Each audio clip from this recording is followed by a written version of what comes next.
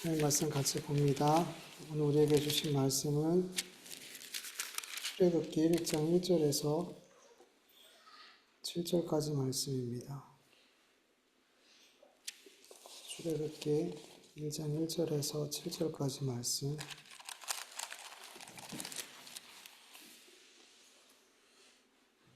우리 같이 읽겠습니다.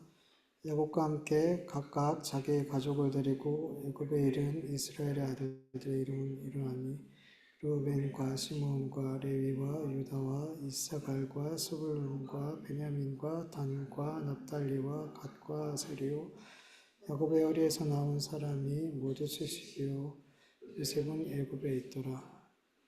요셉과 그의 모든 형제와 그 시대 사람은 다 죽었고 이스라엘 자손은 생육하고 그러나 번성하고 매우 강하여 온 땅에 가득하게 되었더라. 아멘. 오늘은 지난주에 이어서 계속 이 본문 말씀으로 같이 나눌 거예요. 여러분, 하나님께서는 이스라엘 후손들이 애굽 땅에서 생육하고 불어나고 번성하고 강성하게 하셨어요. 근데 여기서 한 가지 좀 생각해 볼 것은 하나님께서 왜 굳이 애굽 땅에서 이스라엘 백성들이 그렇게 생육하고 불어나고 번성한 민족이 되게 하셨다는 거죠.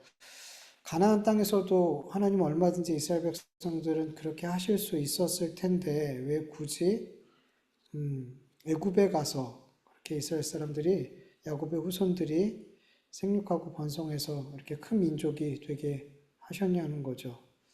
그 이유에 대해서 두 가지 정도만 생각해 보겠는데, 첫 번째는 이성적으로 충분히 생각하고 짐작할 수 있는 이유죠. 여러분, 그 당시 아수르나 바벨론이 일어나기 전에 가장 강력했던 나라가 애굽이었어요.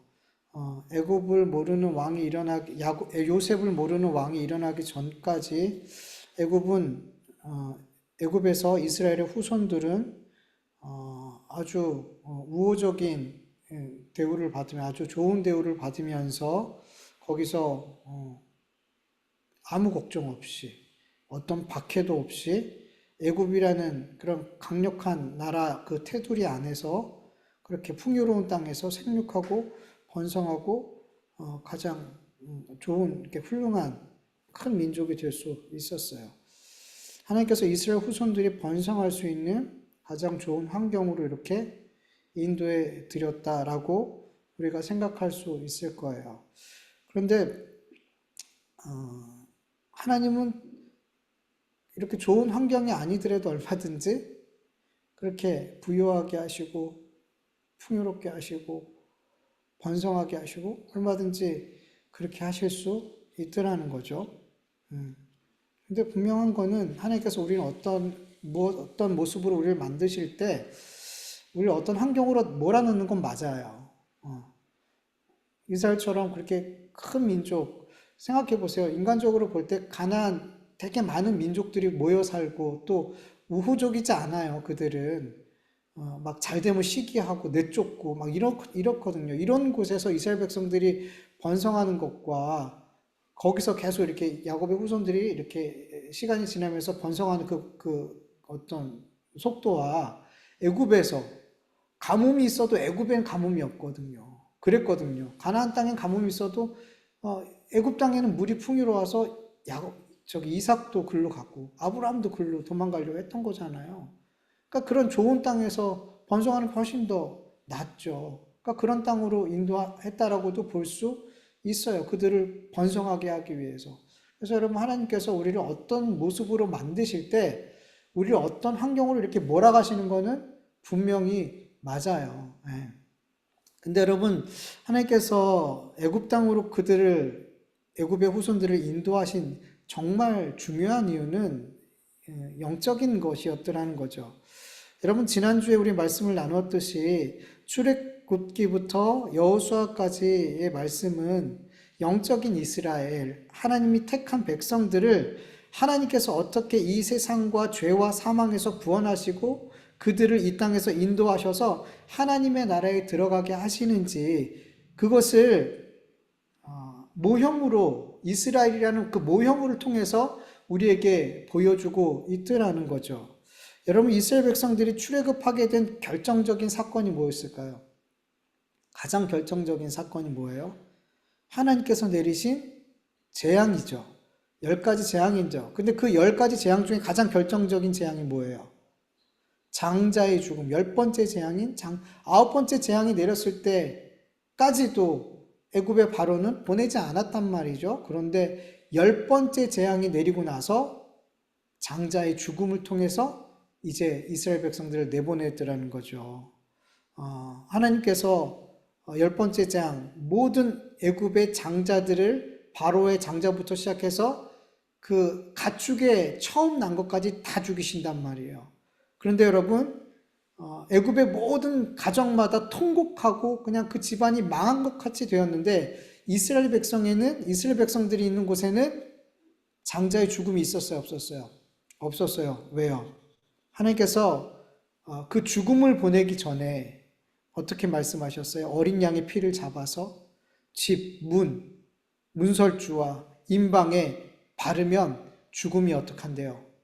넘어간다. 그래서 유월절이잖아요. 그래서 그 구원의 하나님의 구원을 기념해서 지킨 게 유월절이잖아요. 여러분, 성경은 예수님을 뭘로 비유하죠? 유월절 어린 양으로 비유하죠. 유월절 어린 양이신 예수님의 피, 그 피로 말미암아 그 피가 덮인 바 된 자들이 하나님의 자녀가 되는 거죠.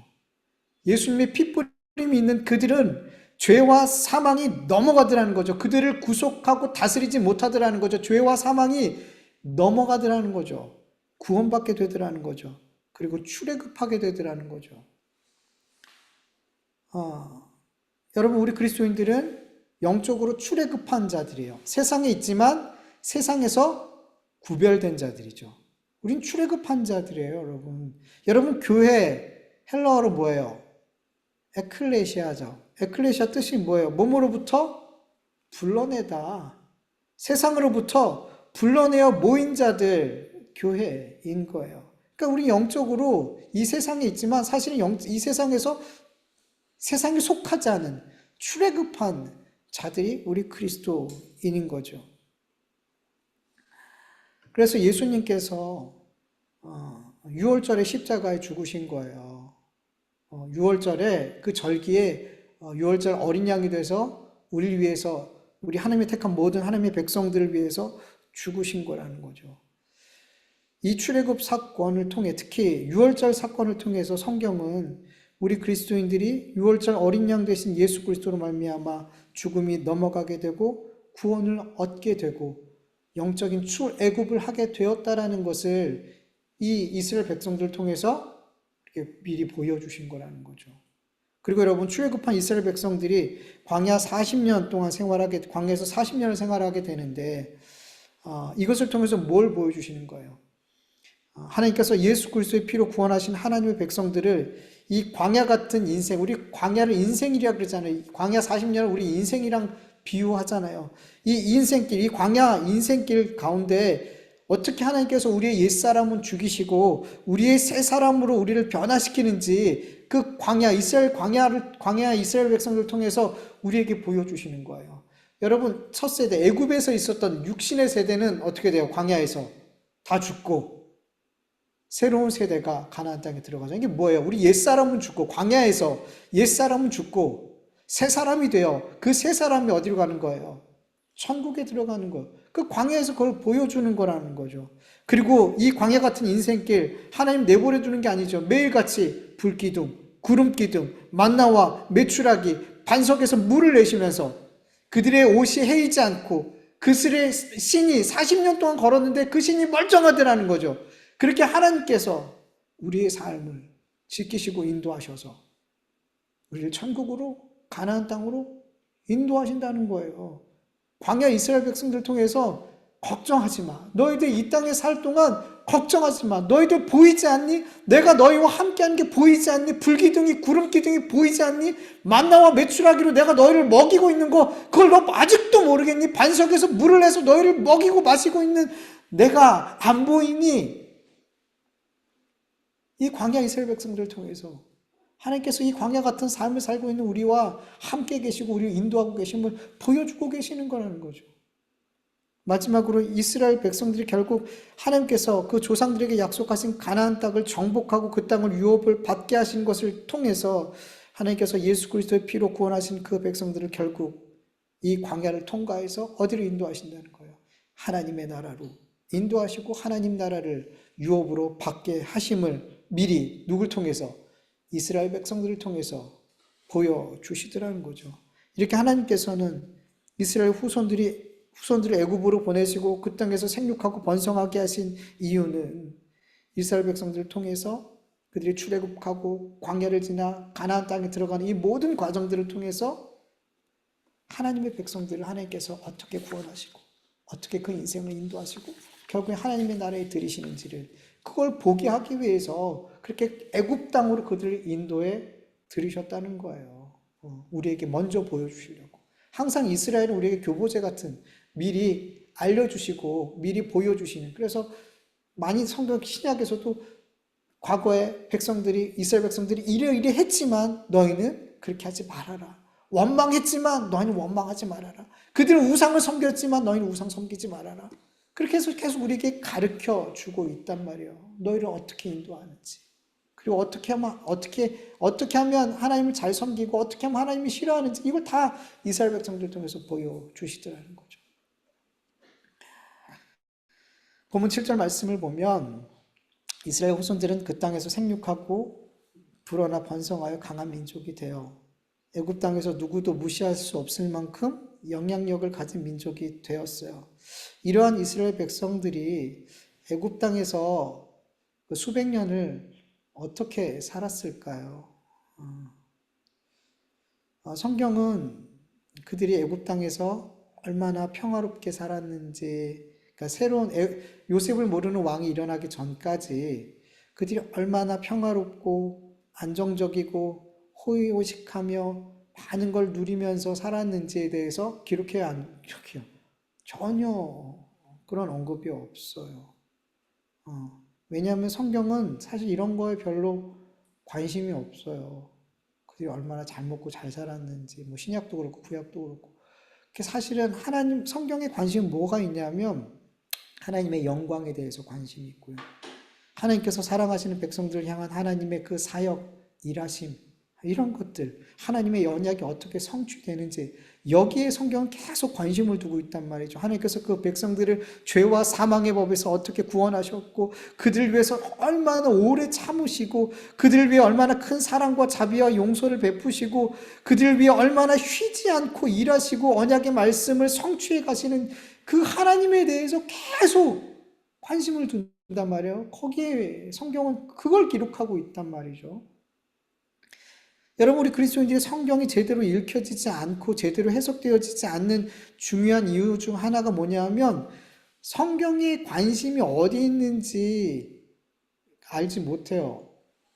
그리고 자꾸만 내가 관심 있고 그리고 내 관점으로 성경을 이해하고 성경을 읽으려고 그러고 들으려고 그러고 해석하려고 그러고 그런단 말이에요. 그러니까 성경이 잘 바르게 해석이 되지가 않아요. 그리고 결국 제대로 해석이 안 되니까 제대로 된 적용이 안 되는 거예요. 여러분, 왜 예수님께서 바리새인과 서기관들을 책망하셨는지 아세요? 왜 마귀의 자식들이라고 책망하셨는지 아세요? 왜 화 있을진저라고 저주했는지 아세요? 그들은 성경이 어디에 관심 있는지 제대로 보지 않으려 했어요. 보고 싶지 않았어요. 자기들이 보고 싶은 대로 성경을 봤어요. 자기들의 관점에서 성경을 해석하고 또 가르쳤어요. 그래서 여러분, 구약이 온통 예수님을 기록하고 있는데 진짜 예수님이 하나님의 아들이 딱 오시니까 못 알아보더라는 거죠. 그들은 성경이 계속 여기 이걸 봐야 돼. 성경이 지금 이걸 말씀하고 있어. 계속 그렇게 말하고 있는데 지금 성경은 예수님 말씀하고 있어. 하나님의 영광을 말씀하고 있어. 근데 그 서기관과 바리새인들, 이스라엘 사람들은 그걸 별로 보고 싶어 하지 않았어요. 여러분, 우리는 성경을 통해 어떻게 하면 하나님이 나를 도와주셔서 나를 이 땅에서 성공하게 하시고 유명하게 하시고 승리하게 하시고 부자 되게 하시고 힘 있는 자, 명예 있는 자가 되게 하는지를 이 성경을 통해서 그걸 배우려 하면 안 돼요. 그런 거 기록하고 있지 않아요, 여러분. 착각하면 안 돼요. 성경은 그걸 기록하고 있는 게 아니에요. 어떻게 하면 이 땅에서 잘 살고 성공하는 법을 가르치는, 그거 가르치는 게 아니에요, 성경은. 그렇게 이 땅에서 잘 살다가 보너스로 천국 가는 거 가르치는 게 성경이 아니란 말이에요. 성경은 거기에 관심이 없어요. 그런데 우리 그리스도인들은 온통 거기에 관심이 있어요. 그리고 그런 식으로 성경을 해석하려고 그러고, 그리고 그런 관점에서 성경의 메시지를 뽑아내고 그런 걸 적용하려고 그래요. 그러니까 성경 계속 인본주의적 메시지가, 설교가 자꾸 인본주의적 메시지가 나오는 거예요. 예수님 얘기하지만 결국 들어보면 잘 될 거야.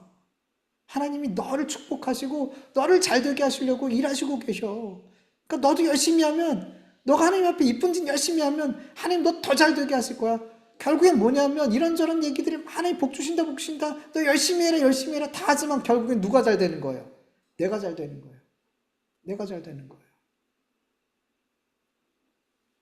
결국엔 인본주의적인 메시지로 끝나버리더라는 거죠. 복음으로 시작했다가 하나님 우리 은혜 주십니다.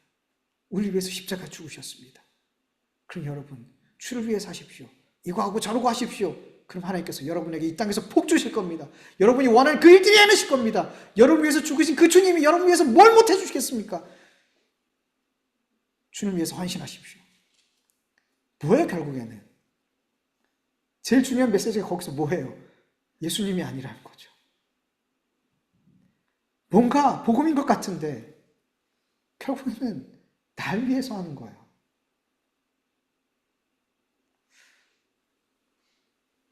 성경을 읽고 듣고 배울 때 여러분 기도하셔요. 내가 보고 싶고 이해하고 싶은 대로 말씀을 보고 듣지 않게 해달라고, 성령님께서 보게 해달라고, 바르게 듣게 해달라고, 하나님이 이 성경에서 정말 관심 두고 있는 게 뭔지, 이 말씀에서 정말 하나님 우리에게 보여주고자 하는 게 뭔지를 그걸 보여달라고, 깨닫게 해달라고, 읽을 때, 들을 때, 주의 말씀을 대할 때마다 기도할 수 있기를, 성령님의 인도하심을 구할 수 있기를 여러분 간절히 축원합니다. 성경 그렇게 생육하고 불어나고 번성하여 매우 강하게 된, 매우 영향력 있게 된 민족, 그렇게 된 이스라엘 백성들이 그 땅에서 얼마나 대접받고 얼마나 평화롭고 행복하게 살았는지 단 한 줄도 기록하지 않아요. 그 수백 년 동안 있었던 단 한 줄도 어떻게 살았는지 기록하지 않아요. 그리고 하나님께서 그들의 조상들에게 약속하신 그 말씀이 어떻게 성취됐는지만 그냥 기록하고 있어요. 그들이 번성했다. 그들이 번성했다. 그리고 곧장 뭘로 넘어가요? 8절, 우리 읽지 않았지만 8절로 넘어가요. 요셉을 알지 못하는 새 왕이 애굽에서 일어났어요. 하나님의 약속이 애굽 땅에서 그렇게 조상들에게 하신 그 번성하리라, 하늘의 별과 같이 바다의 모래와 같이 번성하리라, 그 말씀을 탁 이루어졌다라고 말씀한다면 바로 요셉을 알지 못하는 왕이 일어났다. 그리고 어떻게 그 다음부터 쭉 뭐가 기록되어 있어요? 이스라엘 백성들이 핍박받는 내용이 기록되어져 있더라는 거죠. 이스라엘 백성 그 가운데 애굽의 새 왕이 일어나기 전까지 그 오랜 시간 동안 그들이 얼마나 안정되고 행복하고 평화롭게 살았는지 우리는 궁금해요. 그 요셉의 후손들이 얼마나 그곳에서 대접받고 잘 살았을까, 얼마나 그렇게 번성할 정도면 얼마나 잘 살았을까, 막 이런 데 관심이 있는데 성경은 전혀 단 한 줄도, 단 하나의 메시지도 없어요. 메시지가 없는 게 메시지예요.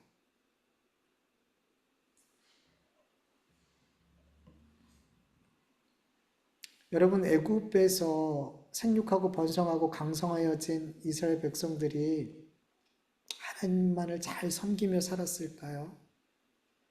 하나님께서 그들의 조상들에게 하신 약속의 말씀, 약속의 그 땅을 바라보면서 그 가나안 땅에 들어가기를 소망하면서 그것을 구하면서 하나님을 향한 간절함을 가지고 그 애굽 땅에서 살았을까요?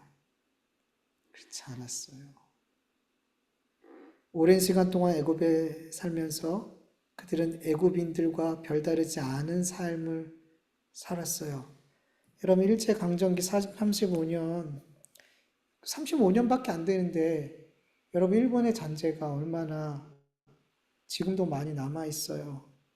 근데 수백 년, 여러분 조선왕조 500년이잖아요. 그 100년쯤 지나서부터 그때부터 만약에 일제가 일본이 우리를 이렇게 다스렸다고 생각해 보세요. 그리고 지금까지 다스렸다고 생각해 보세요. 우리 민족성이 남아 있을까요? 안 남아 있을 것 같아요. 35년만 일본이 우리를 이렇게 강점했음에도 불구하고 우리는 일제의 잔재가 이렇게도 여전히 영향을 끼치고 있는데, 근데 더 웃긴 건 뭐냐면 일본은 우리를 강압적으로 다스렸죠. 강압적으로 우리를 그렇게 괴롭혔잖아요. 근데 수백 년 동안 요셉을 알지 못하는 새로운 왕이 일어나기 전까지 어땠어요? 대접받으면서 살았어요. 대접받으면서 살았어요. 여러분, 핍박을 받으면 그래도 싸우고 일어나는 그게 있어요. 대적하고 이런 게 있어요. 근데 잘 해줘요. 일본이 우리를 너무 잘해줘. 막 대접해주고. 어떻게 됐을까요? 400년 전에 일본이 우리나라를 점령했는데 우리를 너무 잘해줘. 막 극진하게 대우해줘. 자기들보다 더 잘해줘. 더 힘든 거죠, 여러분. 말이 안 되는 거예요. 그럼에도 불구하고 그들과 철저히 구별된 삶을 산다? 여러분, 불가능해요. 여러분, 사사시대 때 그들이 평화로운 삶을 살게 됐을 때 금방 어떻게 했을까요? 우상 섬겼어요. 우상 섬겼어요. 여러분, 우상 섬겼다는 건 뭐예요? 가나안 사람처럼 살아갔다는 거예요. 우상 섬겼다는 그거예요. 하나님의 백성으로서 거룩함을 잃어버렸다는 거예요. 가나안 사람처럼 살았다라는 거예요. 그들은 조금만 평안하면 가나안 사람처럼 살았어요. 자꾸 이걸 왜 얘기하냐면 그렇게 오랜 시간 그곳에서 대접받으면서 평화로운 삶을 살았던 이스라엘 백성들 너무 쉽게 애굽 사람들처럼 살았을 거라는 거죠. 그 땅의 삶을 만족스럽게 여기고 여기가 좋사오니 하면서 살았을 거예요. 더 나아가서 애굽의 많은 신들을 그들이 섬겼을까요? 아니면 하나님만 섬겼을까요? 하나님 섬겼겠죠, 당연히. 그들에게 하나님은 너무 특별한 하나님이에요. 특별한 신이었어요. 조상적부터 섬겨왔던 애굽의 많은 신들보다 가장 특별한 신이었어요. 그런데 유일한 신은 아니었어요.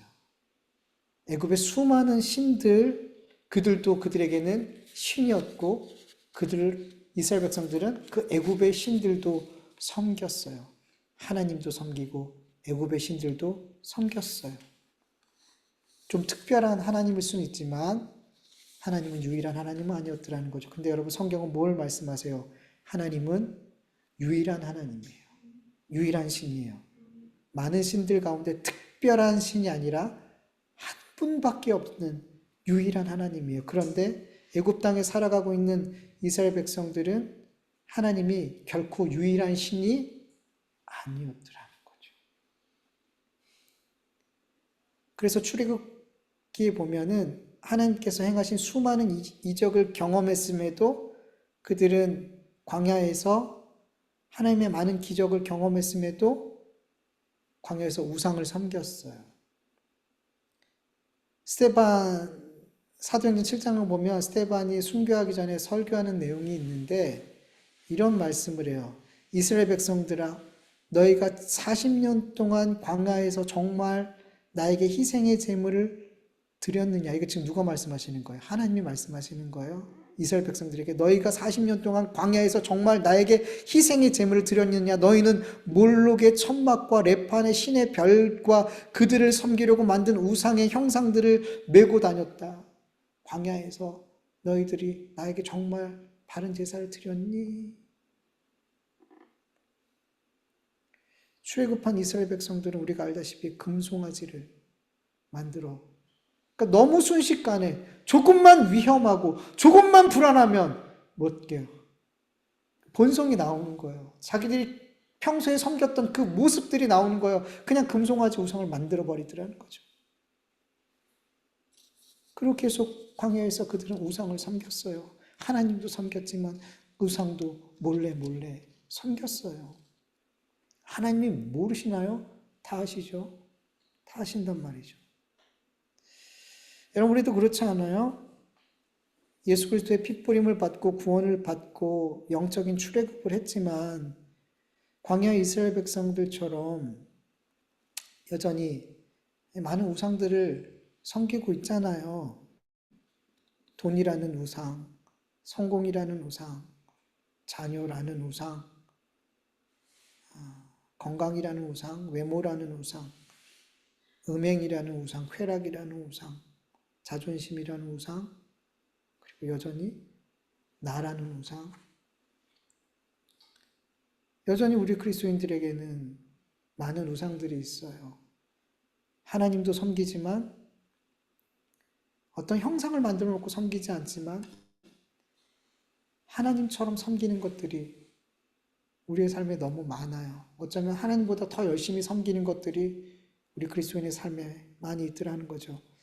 여러분, 이스라엘 백성들은 몸은 출애굽했지만 마음은 출애굽하지 못했어요. 그리스도인들 가운데 몸은 출애굽을 했어요. 기독교라는 종교를 갖고 주여 주여 예수님 믿습니다 믿습니다. 그리고 종교적인 열심도 부리지만 마음으로 출애굽하지 못한 그리스도인들이 많다는 거예요. 정말 세상의 것들을 믿고 의지하고 사랑하지 않고 하나님만을 믿고 의지하고 사랑하면서 하나님의 백성의 삶을 사는 제자의 삶을 사는 자들은 정말 소수인 거예요. 이 세상에서 나를 유익하게 했던 것들을 마치 배설물처럼 여기면서 주님을 아는 지식을 가장 고상하게 여기며 주님을 따르는 삶이 가장 존귀한 삶을 여기며 살아가는 그런 참 제자의 삶을 사는 자들은 정말 적더라는 거죠. 왜냐하면 몸만 출애굽한 거예요. 몸만 기독교를 믿는 종교인이 된 거예요. 근데 마음으로 출애굽이 되지 않으니까 성도가 되지 않더라는 거죠. 제자가 되지 않더라는 거죠.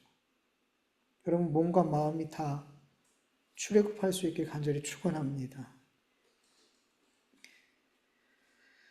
여러분, 조상들과 달리 하나님을 유일한 하나님으로 믿지 않은 이스라엘 백성들은 애굽 땅에서 애굽화되어서 그 땅을 떠날 생각을 하지도 않고 약속의 땅을 바라보지도 않고 여기가 좋사오니 하면서 살아갔더라는 거죠. 이러한 삶엔 성경에 기록할 게 없더라는 거예요. 아무리 하나님을 섬겼다 할지라도 우상을 함께 섬기며 하나님을 많은 신들 가운데 하나의 신으로 섬겼던 그 삶, 이건 하나님이 있었지만 하나님이 없는 삶이에요. 분명 그 삶에 하나님의 이름이 있고 하나님을 섬기는 내용도 있고 하는데 하나님 앞에서는 하나님이 없는 삶이에요. 아무리 긴 시간 몇 세대가 흐르면서 그런 삶을 살았다 해도 기록할 내용이 없는 거예요. 아브라함과 이삭과 야곱의 삶, 요셉의 삶 얼마나 기록할 게 많아요. 왜요? 그 삶에 하나님이 있는 삶이었으니까.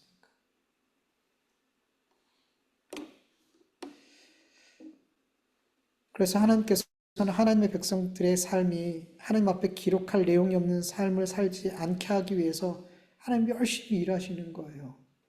하나님 없는 삶이 아닌 하나님 있는 삶, 하나님과 동행하는 삶, 하나님 말씀에 순종하는 삶을 살게 하기 위해서 하나님께서 일하시는 거예요. 하나님께서 어떻게 일하세요? 어떻게 일하세요? 이스라엘 백성들에게 지금 하나님이 없는 삶을 살아가고 있는 그 이스라엘 백성들이 하나님 있는 삶을 살게 하기 위해서 어떻게 일하셔요? 왕을 바꾸더라는 거죠. 왕을 바꾸더라는 거죠. 이스라엘 백성들이 대접받고 살았던 그 시대 왕은 다 어떤 왕이었어요? 이방 나라가 와서 애굽을 점령하고 그래서 같은 셈족이니까 셈 족속이 거기 아마 함 족속일 거예요. 애굽 족속은 아마 함 족속일 거예요. 저도 가물가물한데. 근데 이 함 족속을 셈 족속이 와서 정복해 버린 거예요. 그리고 거기 새로운 왕권이 세워진 거예요. 그 왕권이 있을 동안 같은 셈 족속이었던 이스라엘 백성들은 너무 잘 지낸 거예요. 근데 원래 애굽을 다스렸던 이 함 족속이 다시 이를 쫓아내고 왕이 됐어요. 왕이 됐어요. 투트모스 1cm, 2cm 아무튼 왕이 됐어요. 요셉을 알지 못하는 왕이라고 하는데 모르지 않아요. 알아요. 그게 무슨 뜻이에요? 우호적이지 않다라는 거예요. 이스라엘 백성들에게 절대로 우호적이지 않은, 왜냐하면 이 사람도 똑같은 사람들이거든요. 그들이 쫓아냈던 그 왕권, 그 앞에 세대, 자기들 정복하고 다스렸던 그들과 사실 다를 바 없는 사람들이거든요. 우호적이지 않았던 그들을 일으켜서 애굽의 권세를 그들에게 주더라는 거죠. 그 다음부터 뭐가 시작돼요? 이스라엘 백성들이 평화가 깨지고 고난과 고통과 핍박과 고난과 죽음과 환난이 매일매일이 고생인 삶이 그들에게 임하게 되더라는 거죠. 근데 이게 하나님이 있는 삶을 살게 하기 위한 하나님이 주신 은혜였어요. 가나안 땅을, 하나님의 나라를 바라보지 않고 여기가 좋사오니 이 땅의 삶이 좋사오니 하면서 살아가는 그들, 하나님 없는 그들이 하나님의 나라를, 가나안 땅을 소망하며 출애굽을 소망하며 하나님이 있는 삶, 하나님에 대한 간절함이 있는 삶이 회복하게 하기 위한 하나님께서 주신 은혜였더라는 거죠. 하나님의 일하심이에요. 하나님의 열심이에요. 여러분 그리스도인들에게 고난과 괴로움과 핍박과 어려운 문제들이 임할 때 하나님께 불평과 원망이 아니라 제일 먼저 내가 하나님 없는 삶을 살고 있지 않았는지를 먼저 돌아볼 수 있게 간절히 축원합니다. 하나님의 백성들에게 하나님이 없는 삶이란 여러분 있을 수가 없는 거잖아요. 그래서 여러분 그렇게 고난과 괴로움과 어려움이 있으면 이거는 기회예요. 내 삶, 하나님이 없는 삶에서 하나님이 있는 삶, 하나님을 향한 간절함이 없는 삶에서 하나님을 향한 간절함을 가지고 살아갈 수 있는 삶, 하나님 앞에 기도가 끊어지고 예배가 끊어졌던 삶에서 하나님 앞에 간절한 기도와 간절한 소망으로 드리는 예배의 삶이 회복될 수 있는 너무나 중요한 기회인 거예요. 그래서 여러분 삶에 그런 갑작스러운 고난과 어려움과 환난들이 오면 하나님께서 우리에게 말씀하는 거예요. 너 지금까지 하나님 없는 삶 살았지. 하나님 믿는다 하면서 하나님 없는 삶 살았지. 그렇다면 이제부터 하나님 있는 삶을 살아야 돼. 하나님 없는 삶을 살면 너 삶은 하나님 내 앞에 기록되어질 게 아무것도 없어. 내 앞에 기억되어지는 게 아무것도 없어. 내 앞에 기록되어진, 내 앞에 기억나지는 삶을 살아야 그 삶이 뭐예요? 하나님 나라에 들어갈 수 있는 삶인 거예요. 그래서 그 삶을 살게 하기 위해서 하나님께서 주신 그 은혜라고 믿고, 그리고 영적으로 무너졌던 것들을 회복할 수 있는 기회로 삼을 수 있고, 그래서 그 시간들을 감사하게 은혜로 여길 수 있는 저와 여러분 되기를 간절히 축원합니다. 우리 같이 말씀을 기억하면서 잠시 기도드리죠. 아버지 하나님 감사합니다. 이렇게 귀한 은혜를 주셔서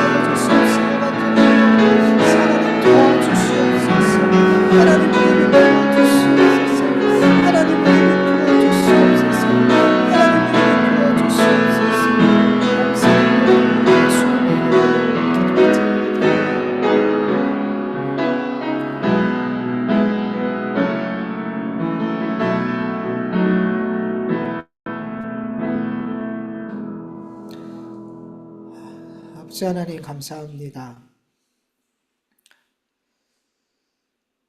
너무나 순식간에 그냥 세상화돼 버리고 우리의 생각과 마음이 관심이 다 너무나 금세 세상을 향해 있는 것을 봅니다. 그저께 주일 예배 드릴 때는 그렇게 주님을 바라보겠다, 주님으로 살겠다 그 마음을 품고 나갔지만 이 자리에 다시 와서 예배를 드리니 우리의 삶은 너무나 금세 세상 것들을 바라보는 삶, 세상의 것들로 즐거움을 삼는 삶, 세상의 것들에 욕심내는 삶을 그새 또 살아가고 있었던 것을 확인하게 됩니다. 주님, 이렇게 연약한 우리들이 어떻게 평생을 주님을 섬기고 주님을 위한 삶을 살고 주님께 영광 돌리는 삶을 우리가 살아낼 수 있겠습니까? 주님이 우리에게 은혜 베풀어 주시지 않으면, 주님의 오른손으로 우리를 굳게 붙들지 않고 우리의 믿음을 붙들어 주시지 않는다면 우린 매일매일 그렇게 세상을 향해 뛰어가고 달려가는 삶을 살 수밖에 없을 것입니다. 주님의 은혜가 아니면 우리는 하나님의 나라까지 결코 갈 수 없음을 오늘 예배 가운데도 다시금 깨닫게 되고, 다시금 주님의 은혜만이 나를 구원으로 인도하심을 확인하게 됩니다. 주님의 그 은혜를, 그 사랑을, 그 오래 참으심과 그 인도하심이 우리의 삶에 멈추지 않게 하여 주시옵소서. 끊임없이 베풀어 주시옵소서. 그 은혜가 더 깊이 깨달아지고 그 사랑이 더 깊이 깨달아져서 좀 더 죄와 이 악한 세상의 것들과 싸울 힘을 주시옵소서. 주님이 너무 좋아서 그 은혜가 너무나 커서 죄를 짓는 삶이 싫게 하여 주시옵시고, 세상을 따라 욕심을 따라가는 그 걸음이 너무나 견딜 수 없이 미워질 수 있도록 도와주셔서 그렇게 주님을 따라가는 삶이 이제는 행복하고 주님 때문에 박해받는 삶이 너무나 감사해서 찬송이 나오고 자꾸 그렇게 믿음의 선조들의 삶의 모습들이 우리에게서 조금씩 나타날 수 있도록 도와주시옵소서. 제발 말로만 믿노라 하지 않고 정말 내 삶의 죽음의 냄새가 아니라 예수님의 냄새가 날 수 있는 우리가 되어질 수 있도록 도와주시옵소서. 주의 말씀을 오늘도 들었는데 이 말씀이 또 머릿속에 잠시 머물다 사라지는 말씀이 아니라 우리의 믿음의 삶의 걸음걸음을 한 걸음 한 걸음을 좀 바른 길로 인도하시는 그 말씀이 되어질 수 있도록 주여 역사하여 주시옵소서. 주님께 모든 것 맡겨드리고 또 주님께 모든 것을 감사드리며 예수님의 이름으로 기도드립니다. 아멘. 주님 가르쳐 주신 기도로 예배 마치겠습니다.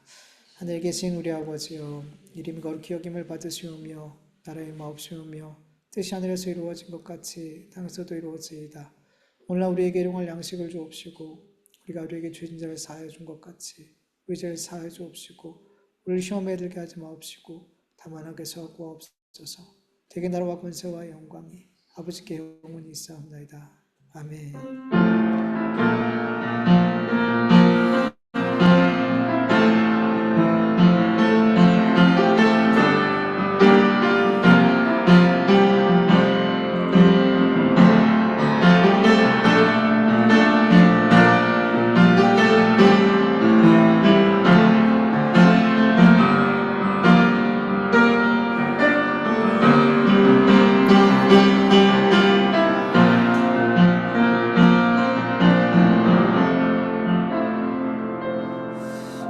받으신 하나님께 감사와 영광의 박수 올려드립니다. 하나님 감사합니다. 우리 예배를 받으시고 은혜 베풀어 주시고 소리해 주시는 주님 감사합니다. 예배 마쳤습니다. 남은 한 주간도 주 안에서 승리하시고 또 주의 말씀 붙들고 사시다가 또 주일날 같이 예배 드렸으면 좋겠습니다. 예배 마쳤습니다.